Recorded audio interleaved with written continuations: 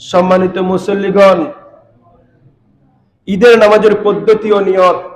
আজকে আমরা মুসলমান, আমরা আমাদেরকে দাবি করি, কিন্তু আমরা ঈদের নামাজ যে কিভাবে পড়ব আমরা জানি না, আমরা বুঝি না, বুঝারও চেষ্টা করি না।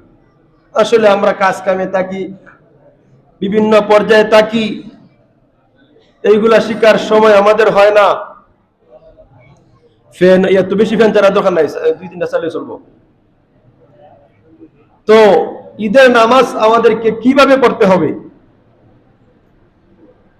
দেখেন, গুরুত্বপূর্ণ মাসআলাগুলি আপনাদের সামনে যাচ্ছে। হাফিজউদ্দিন নামে 500 টাকা দিয়েছে ফাইনালে দাও। হাফিজউদ্দিন মসজিদ না? আচ্ছা, হাফিজউদ্দিনে 500 টাকা মসজিদ দান করছে। সম্মানিত মুসল্লিগণ, ঈদের নামাজের পদ্ধতি কি একটু মনোযোগ দিয়ে শোনার চেষ্টা করি। সারা বছরে ঈদের নামাজ 2বার আসে। ঈদের নামাজের নিয়ত কি? প্রথমত আমরা নিয়তটা এইভাবে করব যে ঈদুল ফিতরের 2 রাকাত ওয়াজিব নামাজ অতিরিক্ত 6 তাকবীরের সহিত ইমাম সাহেবের পেছনে পড়তেছি আল্লাহু আকবার। কি বলবো আমরা?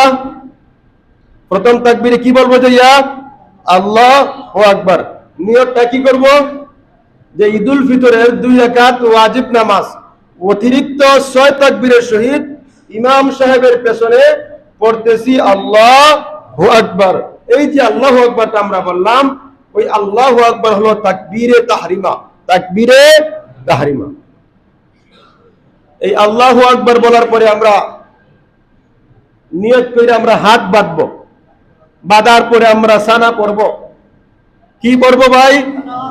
আপনারাও সানা পড়তে পারবেন। আর সানা পড়ার পরে কেরাত পড়ার আগে,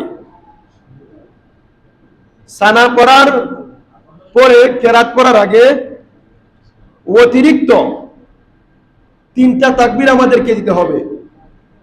কিভাবে অতিরিক্ত 3টা তাকবীর আমাদেরকে দিতে হবে? প্রথম তাকবীর ইমাম সাহেবের সাথে সাথে আমি বলবো উচ্চ সুরে, আর আপনারা পড়বেন আস্তে আস্তে। আল্লাহু আকবার বলি আমরা হাত ছাড়িয়ে দিব।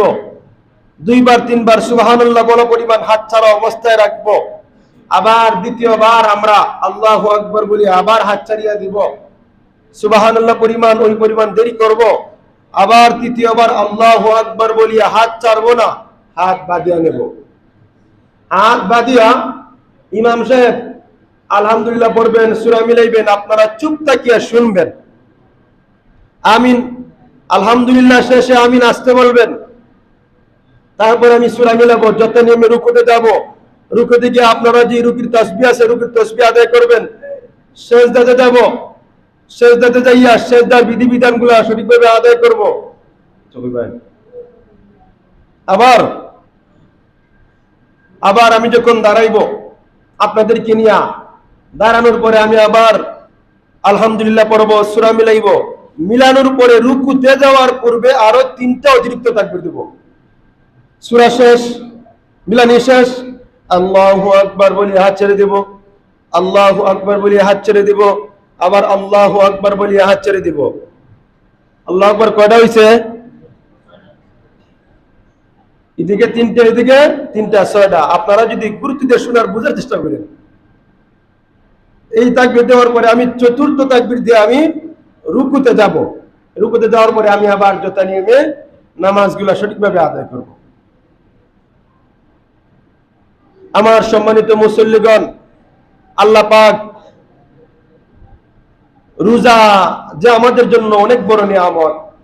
আল্লাহ রাসূল বলেন, প্রত্যেক রোজার দিনে ইফতার করার সময়, প্রত্যেক রোজার দিনে ইফতার করার সময় 10 লক্ষ জাহান্নামীকে, যেই সমস্ত জাহান্নামীরা জাহান্নামের মধ্যে জ্বলতেছে অথবা জাহান্নামীতে যাওয়ার জন্য যাদের নাম লিপিবদ্ধ হয়ে গেছে, প্রত্যেক দিন প্রত্যেক ইফতারের সময় আল্লাহ পাক 10 লক্ষ জাহান্নামীকে জান্নাত দিয়া দেয়।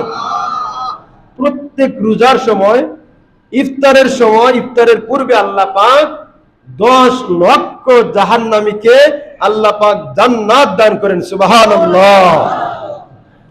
আল্লাহর রাসূল বলেন ওইভাবে প্রতিদিন 10 লক্ষ করার পরে 30 রোজা শেষ হয়ে যাওয়ার পরে 30 রোজা শেষ হয়ে যাওয়ার পরে আল্লাহ পাক ঈদের আগের রাত্রিতে ওই সারা মাসে যত সমস্ত মানুষ 10 লক্ষ হিসাব করিয়া যারা ক্ষমা পাইছে ওই সম পরিমাণ আল্লাহ পাক ওই ঈদের রাত্রে আবার ক্ষমার ঘোষণা করিয়া দেয়।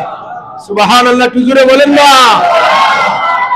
এদিকে হিসাব করিয়া যাও ওই পূর্ণ মাসে আবার এর ডাবল আল্লাহ পাক এতটুকু সীমানা করিয়া আরো ওইভাবে জাহান্নামীদেরকে, যাদের নাম জাহান্নামের খাতায় লেখা আছে, আল্লাহ পাক রোজার ফজিলতে আল্লাহ পাক তাদেরকে মুক্ত করিয়া দেয়। সুবহানাল্লাহ। আমার সম্মানিত মুসল্লিগণ, রমজানের প্রথম রাত্রিতে হুর গিলমানরা বলতে থাকে, হুর গিলমানের কাছে একটা বাতাস চলে যায়, জান্নাতের দরওয়াজা সমূহ তারা কাঁপতে থাকে, দরজাগুলার কড়া নাড়তে থাকে। হুর গিলমানরা বাইর হইয়া এমন সুন্দরভাবে তারা গান গায়, তারা বলে রে কে আসো, আল্লাহ তাআলার কাছে ফরিয়াদ করিয়া আমাদেরকে বিবাহ করবে। কে আসো আল্লাহ তাআলার কাছে মুনাজাত করিয়া আমাদেরকে বিবাহ করবে। যেই ব্যক্তি আল্লাহ তাআলার ইবাদত বندگی করে, আল্লাহর রাসূল বলেন আল্লাহ তাআলার উকিলাতিতে ওই সমস্ত হুরদের সঙ্গে ওই সমস্ত আমলওয়ালা ঈমানওয়ালাদেরকে জান্নাতের মধ্যে বিবাহ করিয়ে দেওয়া হয়। আমার সম্মানিত মুসল্লিগণ, আমার সম্মানিত মুসল্লিগণ, এই মাসটা হলো ক্ষমার মাস, এই মাসটা হলো বড় ক্ষমার মাস।